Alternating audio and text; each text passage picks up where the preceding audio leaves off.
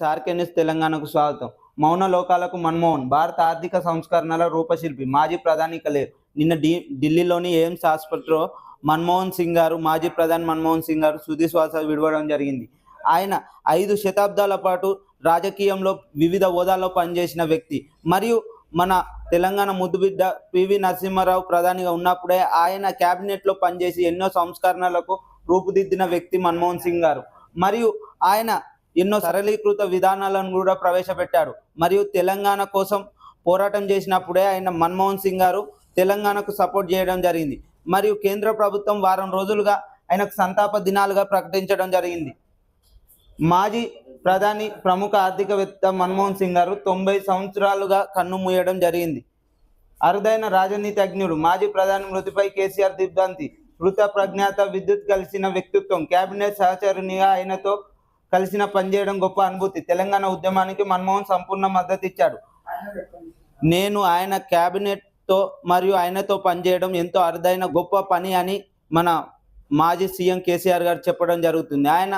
మేము తెలంగాణ పోరాటం చేసినప్పుడు తెలంగాణకు ఎంతో మద్దతు ఇవ్వడం జరిగిందని మాజీ సీఎం కేసీఆర్ గారు ఇవాళ చెప్పడం జరిగింది. రైతు నెత్తిన సర్వే పిడుగు, భూమి అమ్మాలన్నా కొనాలన్నా డిజిటల్ సర్వే తప్పనిసరి.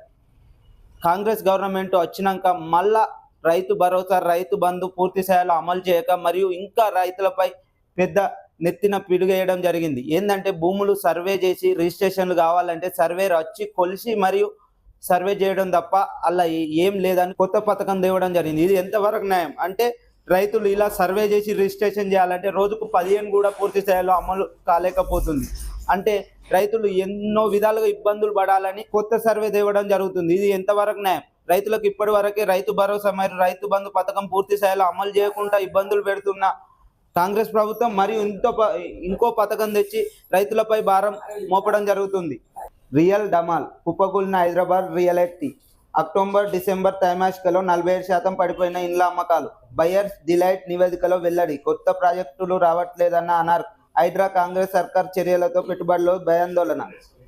కాంగ్రెస్ వచ్చి మార్పు వస్తుంది, తెలంగాణ బాగుపడుతుంది మరియు హైదరాబాద్లో పెట్టుబడులు వస్తాయని కాంగ్రెస్కు ఓటేయడం జరిగింది. కానీ కాంగ్రెస్ ప్రభుత్వం అచ్చుడుతోనే వాళ్ళ స్వార్థపూరితమైన రాజకీయాల కొరకు మరియు వాళ్ళ లాభాల కొరకు ఎక్కడికక్కడ మూసి అని చెప్పి హైదరాబాద్లో ఉన్న ప్రాజెక్టులు రాదందుకు కూడా భయపడే రీతిలో ఎక్కడికక్కడ ఇండ్లను కుప్పగూలిస్తూ మరియు వాళ్ళ నిరుపేదలైన ప్రజలను భయాందోళనకు గురి చేస్తూ హైదరాబాద్లోకి కొత్త ప్రాజెక్టు రావాలన్నా కూడా భయపడే స్థితిలో హైదరాబాద్ను తెచ్చిన హైడ్రా.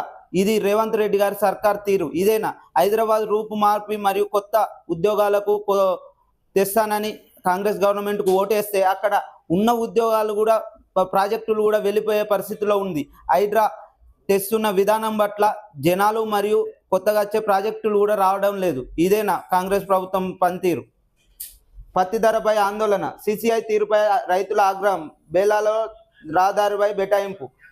నిన్న ఆదిలాబాద్లోని రైతులు రోడ్లపైకి రావడం జరిగింది. పత్తిపై సీసీ మద్దతు ధరపై 50% తగ్గించడం వలన రైతులు ఆందోళనకు గురి చేయడం జరుగుతుంది. ఇప్పటికే రైతు భరోసా, రైతు బంధు పథకం పూర్తి స్థాయిలో అమలు చేయక రైతు భరోసా కూడా ఇప్పటి వరకు వేయలేకపోతున్న రాష్ట్ర ప్రభుత్వం మరియు సిసిఐలో కూడా 50 రూపాయలు కట్ చేయడం ఎంతవరకు న్యాయం? రైతులు ఆగ్రహానికి గురై రోడ్డుపైకి వచ్చి కాంగ్రెస్ ప్రభుత్వంపై ధర్నా చేయడం జరుగుతుంది. వడ్లకు బోనస్ ఇంకెప్పుడు ఇస్తారు? పక్షం రోజులు దాటినా డబ్బులు లేవు. జమలపూర్లో రైతుల ఆందోళన చేయడం జరుగుతుంది. మాకు 500 బోనస్ ఇస్తామని ఎలక్షన్ల ముందు చెప్పడం జరుగుతుంది. రైతులు వడ్లమ్మి కూడా 2 నెలలు అవుతుంది, అయినా కూడా ఇప్పటి వరకు వారి అకౌంట్లో 500 జమ కాకపోవడం ఇది ఎంతవరకు న్యాయం? అంటే కాంగ్రెస్ ప్రభుత్వం హామీలకే పరిమితం అవడు తప్ప ఇప్పటి వరకు రైతుల బాధను అర్థం చేసుకోకుండా ఉంది. ఇది ఎంతవరకు న్యాయం? రైతులు 500 బోనస్ ఇస్తే వారు ఎంతో కొంత బాగుపడతారు కదా. ఇటు రైతు భరోసా అమలు చేయలేక, ఇటు 500 బోనస్ ఇవ్వలేక ఇది మీరు రైతులను చిన్న చూపు చూసి వారిని పట్టించుకోలేకపోతున్నారు. 7 గ్యారంటీగా ఎమర్జెన్సీ. ఎర్రోల్ల శ్రీనివాస్ అరెస్టుపై సర్వత్రా ఆగ్రహవేశాలు. అక్రమ అరెస్టులని బీఆర్ఎస్ నేతల మండిపాటు. దళిత బిడ్డ అయిన ఎర్రోల్ల అరెస్టు చేయడం ఇది ఎంతవరకు న్యాయం? అంటే మీరు ప్రభుత్వాన్ని ప్రశ్నిస్తే కక్షపూరితమైన అరెస్టులు చేస్తారా? మీరు ఎక్కడికక్కడ ప్రతిపక్షాలు ప్రభుత్వంపై విమర్శలు మాట్లాడితే వారిని అరెస్ట్ చేయడం ఇది ఎంతవరకు న్యాయం? ఈ ఎర్రోల్ల శ్రీనివాస్ గారిని అరెస్ట్ వారెంట్ కూడా ఇవ్వకుండా వచ్చి ఉదయం 5 గంటలకే అరెస్ట్ చేయడం ఇది మీకు న్యాయమేనా? అంటే ప్రశ్నిస్తే ప్రతిపక్షాలను అరెస్ట్ చేస్తారా?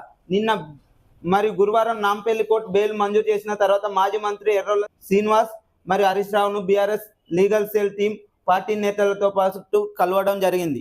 సంధ్య థియేటర్లో గాయపడిన శ్రీతేజ వారి తండ్రిని మాజీ మంత్రి హరీష్ రావు కలవడం జరిగింది. వారి ఆరోగ్య పరిస్థితిని తెలుసుకొని వారు త్వరగా కోలుకోవాలని కోరుకోవడం జరిగింది. మరియు హరీష్ రావు గారు డిమాండ్ చేయడం జరుగుతుంది. గురుకులాలలోని 50 మంది విద్యార్థులు చనిపోతే పట్టించుకొని గవర్నమెంట్, వారు మన తెలంగాణలో లేరా? గురుకులాలలోని మీరు సరైన వసతులు చేయకుండా ఫుడ్ పాయిజన్ వల్ల చనిపోతే విద్యార్థులు ఇప్పటి వరకు మీరు చర్య కూడా తీసుకోలేదు. మీ కళ్ళకు ఆ విద్యార్థుల చనిపోతే పట్టింపు లేదా? ఇదే నా గవర్నమెంట్ తీరు. మరియు మాజీ సర్పంచ్ సాయిరెడ్డి గారు మీ కాన్స్టిట్యూషన్ కొండారెడ్డిపల్లెలోని సాయిరెడ్డి గారు చనిపోతే ఇప్పటి వరకు వారి మీద చర్య తీసుకోలే. ఎందుకు అంటే వారు సూసైడ్ లెటర్లో కూడా రాయడం జరిగింది. మీ తమ్ముళ్ళపై వేధింపులకే చనిపోవడం జరిగిందని రాస్తే మీకు పట్టింపు లేదు. అంటే మీ కాంగ్రెస్ పార్టీ వారు చేస్తే తప్పు లేదు, కానీ వేరే వారు తప్పు చేస్తే వెంటనే ప్రభుత్వానికి మేము చట్టపరంగా చేసినాం అని గుర్తుకొస్తుందా? ఇప్పటి వరకు సాయిరెడ్డి గారు చనిపోయిన నెల పైన అవుతుంది, కానీ ఇప్పటి వరకు కూడా పట్టించుకోని కాంగ్రెస్ గవర్నమెంట్. ఇదేనా?